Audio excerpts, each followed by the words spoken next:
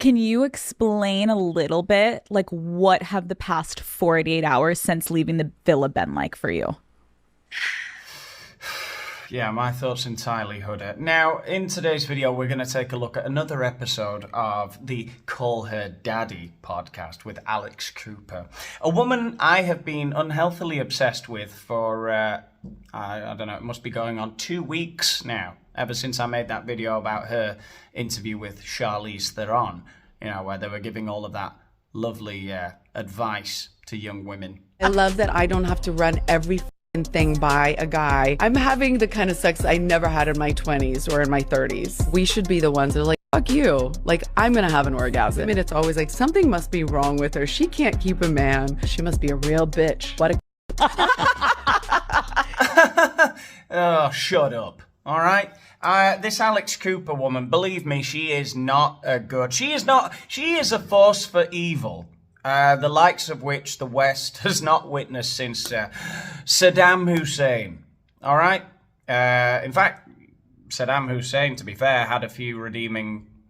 Well, we won't go down that rabbit hole today, but this Alex sure is in Wonderland. All right? She's Alex through the looking glass, filling all these young ladies' heads with all kinds of crap. I do not miss love. I might miss sex. Fair. That's fair. You're like, my vibrator is only doing so much. Yeah, no, look, the vibrator is good. No, it isn't. Now, anyone who watched my video on the Charlize interview, or anyone who just watched the Charlize Theron interview on the Call Her Daddy podcast with Alex Cooper, may be forgiven for believing that Alex Cooper is innocent in all of this, that she's just an innocent bystander, the typical obsequious social climber, kiss-ass podcast host, which we've all become so accustomed to in recent years. But I'm afraid not. And in today's video, much as the scriptures say, judge not lest ye be judged, I'm going to be judging. Alex Cooper is terrible. She's the worst part of the Call Her Daddy podcast. Remember also that the scriptures also say, "And the Lord rained down burning sulfur on Sodom and Gomorrah from the Lord out of the heavens." So let it rain burning sulfur, I guess. Let's get into this interview with Huda Mustafa from Love Island and stuff. One thing before we do that. Just going to allay any of your fears about the green screen, because you all think the green screen's going to fall down, don't you fools? There ain't no... Ooh, the coffee table. There ain't no green screen. You see?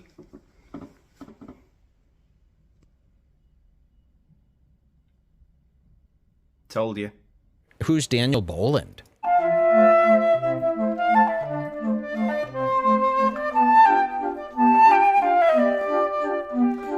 Oh, Daniel Boland, this is a heavy hitter. Do you guys know who this is? Throughout the season, you were one of, if not without a doubt, the most polarizing person on the show. So I've been told. People either absolutely adore, love you, or there are people that it actually feels like hate you and do not fuck with you at all. It feels like people either loved you or didn't fuck with you at all. I am really ready to rain down some extremely petty but searing sulfur on this Alex Cooper woman and all of her fucking podcast set.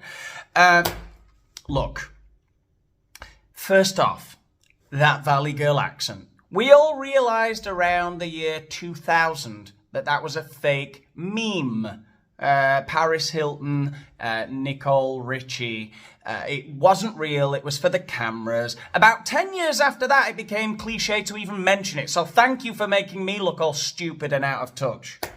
Alex, that's on you. And I'm so sorry. You've got a young woman on your podcast, okay? You're talking to a 24-year-old. I get it. You're 30 and you can't get over it, Alex. But stop. Please fucking stop saying that you fuck with someone. All right? That became a thing about 5 years ago. You must learn. You must learn that when you're in your 30s, you cannot pick up these expressions that all the kids are using. All right? You don't do it. You avoid it like the plague. You accept your fate. You accept your mortality. You're going to be dead before Huda, probably, because she's about 5 or 6 years younger than you. You're already dead to people that age, okay? I know that. I've accepted it. Move on. Yeah. Why do you think that this is the case? I think that, honestly, I think perception's everything. And I feel like not all the time things are shown in the way that they are like perceived on TV.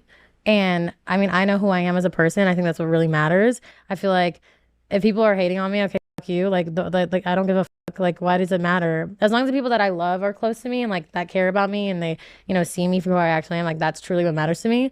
Yeah, I try to pay the hate like no mind. To be honest, like you don't know me. You don't know me at all. Well, that's just wonderful, and hopefully it's true, you know, that Huda don't pay no heed to them haters. And at the tender age of just 24, she's that sure of herself, you know? She's got her head that firmly screwed on. Inshallah, right? The reason I'm showing you this clip, though, is because nothing could be further from the truth for Alex Cooper. All Alex Cooper cares about is what the haters say, as much as she's, you know, obsequiously nodding along to everything her guest says, because her guest got hella clout, right? Huda Mustafa from Love Island. She might be nodding along, but no, Alex Cooper, don't fool me, okay? I've been watching her. I've been watching her carefully studied, slightly better looking Amy Schumer public persona that she's got going on. You know, her disgusting sex talk. Wow. There is no thing that is considered a job unless it is the sloppiest, wettest, nastiest thing you've ever seen in your life. Hot. You do the gluck gluck, which I mean, you're double hand twisting, you're vacuum sealing, you are the sloppiest girl in the room. Oh my God, I'm sorry. I swear I'm not degrading women. I'm just giving you guys tips here. Her caring meticulously about how her career goes, the sound, the image, the lighting. I'm over fixating on making sure every single thing sounds good and looks good and is perfect. She was an astute businesswoman who understood where podcasting was going. I know what you're about, Alex. You are terrified of the haters. What comments have been like negatively the most shocking to you? Fuck, I really don't pay that shit no mind. The craziest thing I've heard is that people called CPS on me. I was like, are you so serious right now? First of all, my daughter's dad was fully aware of what I was doing. He was fully okay with it. He signed consent. We had that conversation. We're fine. Me going on a show does not make me a bad person. You know how many mothers are, you know, doing tours around the world who are doing all these things and they can't see their kids. It's like, it doesn't make you a bad mom to do something for yourself in that way at all. Yep. Thank you. Thank you. Who talks like that? Well, anyway, we'll come back to Alex. I will just briefly mention Huda went away for 3 months last year to film Love Island, where she was screwing around with other men whilst having a young daughter at home. It would have been about 4 at the time.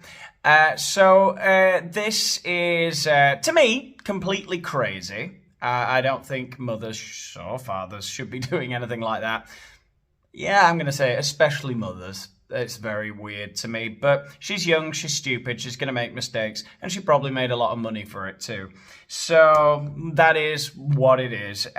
Why, though, is Alex saying, thank you, thank you? By the way, Alex, you're not that girl, okay? You weren't that popular girl at school with the Valley Girl accent. Okay, I've seen photos of you when you were a nerd. Videos in my basement. Those were the 2 things I really loved. Okay, I hate these people who have these what do they call them? Glow-ups, you know? Ask anyone what I was like at school. I was the same neurotic mess. There has been no personal growth in Daniel Boland in the last 20 years. I can tell you that much. I still make myself laugh, though, so that's good. My point was, why is she saying thank you? The reason she says thank you when a girl is unapologetic about something in her life, which I think in Huda's case, she really is just genuinely like, well, fuck them, they don't know what I am, they don't know who I am, she's just a young girl with attitude. Alex is saying thank you because she's thinking the whole time. Her whole life is thinking, what do people think about the decisions I'm making, about getting married, about talking about my sex life, about whether I'm going to have kids or not. What's this video she brought out a month ago? It always makes me emotional because I remember I'm like going on and on and on like I do. And that Matt literally like grabbed me and like put me on his lap. And he was like, look at me. Oh my God, I'm going to cry. He was like, look at me. Alex, how long have you been carrying this? He was like, I love you so much. When it is the right time, it will be the right time. I love you and I will support you no matter fucking what. So a number of you are probably wondering, what the hell is Alex talking about? Tell us, Danny. You're probably all screaming at your devices, aren't you?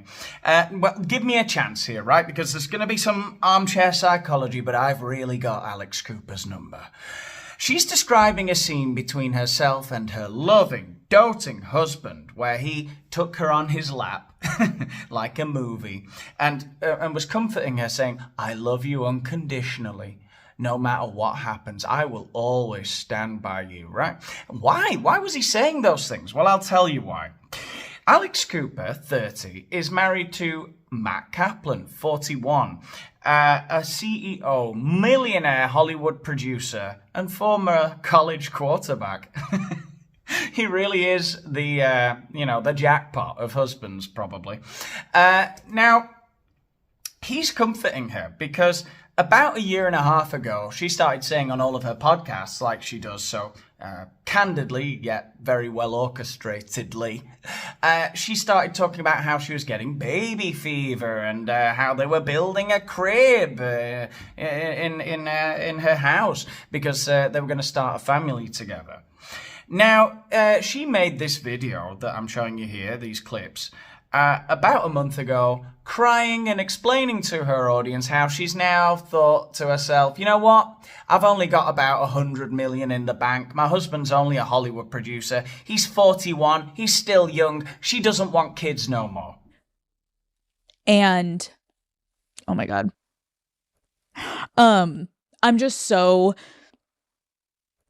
beyond grateful that Matt could not have been more supportive. He is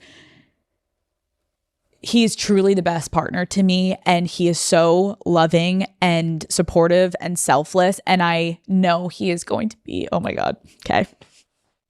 Oh God, even her crying's fake. Oh my God, okay. No, hang on, no, I haven't got that right. This is it. Look at the sleeves. Oh my God, okay. Oh my God. You don't fool me, Alex. Eh?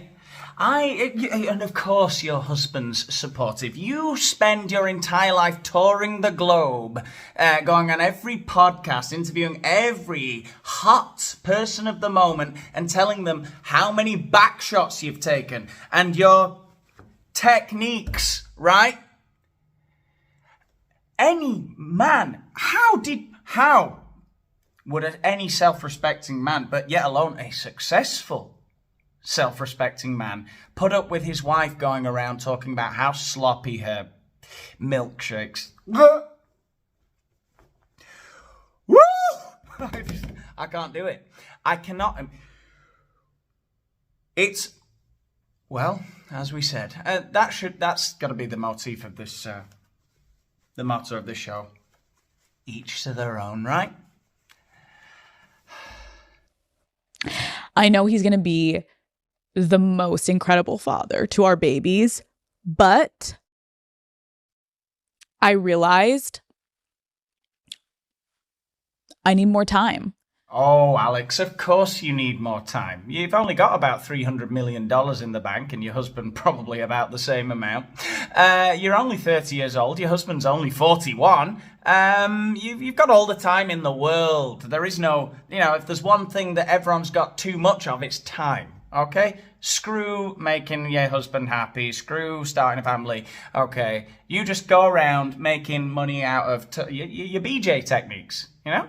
That's a great thing to... And look, in all honesty, I wouldn't care. What I hate is the cope. Stop with the coping mechanisms all the goddamn time. It's insane. You don't need... Well, I guess that's her shtick, isn't it? Just talking candidly about sex and everything. That's the thing she does. But there comes a point where it's like, how helpful is this to anybody? That you're telling us that you're going to start a family and then you decide you don't. Everyone's going to start thinking, well, you're a bit of a fucking flake. You know? In my opinion, I think you're crazy. If you ever intend to have kids, now's the goddamn moment. You're billionaires. You're still relatively young. You know, time's ticking. But now's the moment, I would say. But I wouldn't care. The problem is that she feels the need to explain everything she does to everyone. No one would give a damn, all right? Call her daddy, more like call her co-parent. That was a good one. And that's tough to say out loud, but I realized I need time to live a little more before I enter the next beautiful chapter of my life.